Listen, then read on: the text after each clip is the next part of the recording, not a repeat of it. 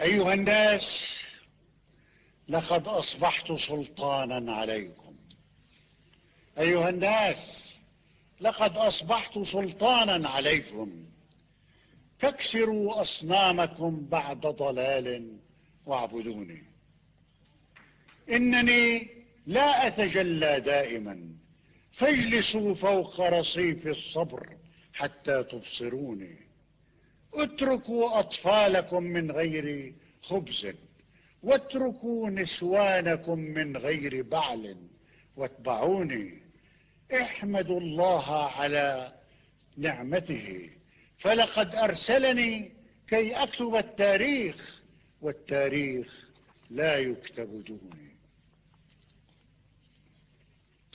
إنني يوسف في الحسن، ولم يخلق الخالق شعرا ذهبيا مثل شعري، وجبينا نبويا كجبيني، وعيوني غابة من شجر الزيتون واللوز. فصلوا دائما كي يحفظ الله عيوني. أيها الناس، أنا مجنون ليلى، فابعثوا زوجاتكم يحملن مني، وابعثوا أزواجكم كي يشكروني. شرف أن تأكلوا حنطة جسمي، شرف أن تقطفوا لوزي وتيني، شرف أن تشبهوني، فأنا حادثة ما حدثت منذ آلاف القرون. أيها الناس، أنا الأول والأعدل والأجمل من بين جميع الحاكمين، وأنا بدر الدجى وبياض الياسمين. كلما فكرت أن أعتزل السلطة ينهاني ضميري، كلما فكرت أن أعتزل السلطة ينهاني ضميري. من ترى يحكم بعدي هؤلاء الطيبين؟ من سيشفي بعدي الأعرج والأبرص والأعمى؟ ومن يحيي عظام الميتين؟ من ترى يخرج من معطفه ضوء القمر؟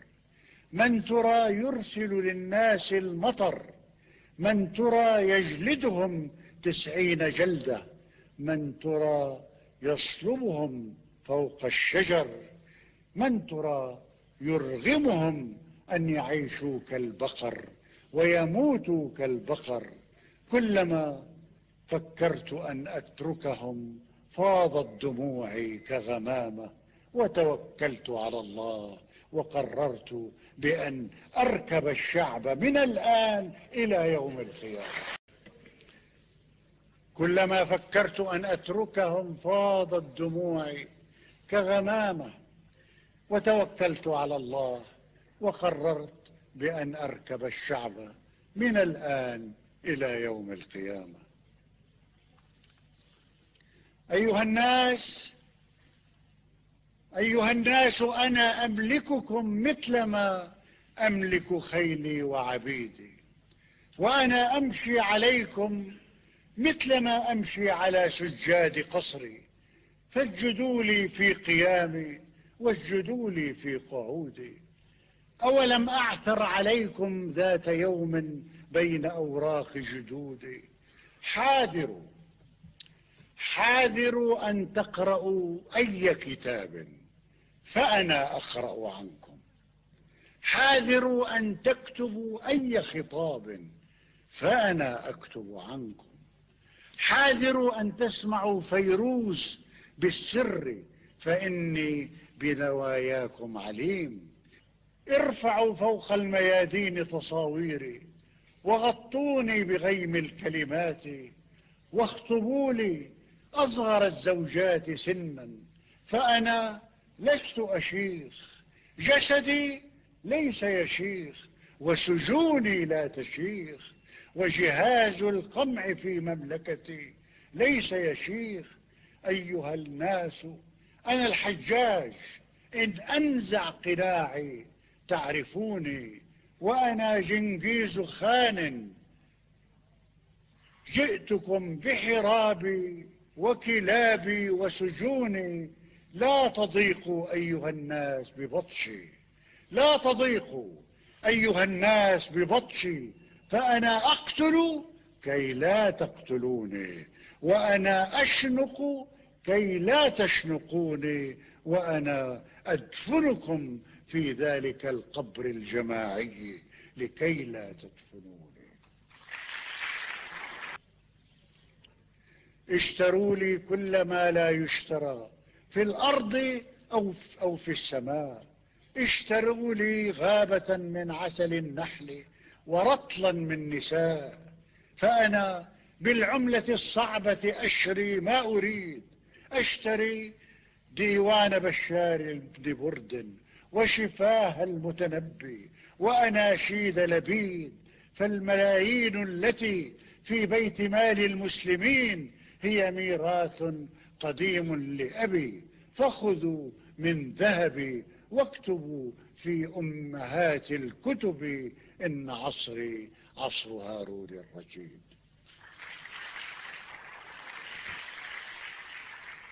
يا جماهير بلادي،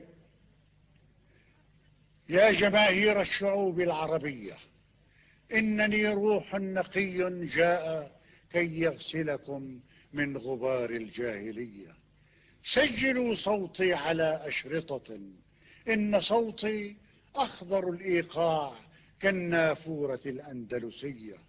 صوروني باسما مثل الجوكوندا ووديعا مثل وجه المجدلية، صوروني وأنا أقطع كالتفاح أعناق الرعية، صوروني وأنا أفترس الشعر بأسناني وأمتص دماء الأبجدية، صوروني بوقاري وجلالي وعصاي العسكرية، صوروني عندما أصطاد وعلا أو غزالا، صوروني عندما أحملكم فوق أكتافي لدار الأبدية. يا جماهير الشعوب العربية،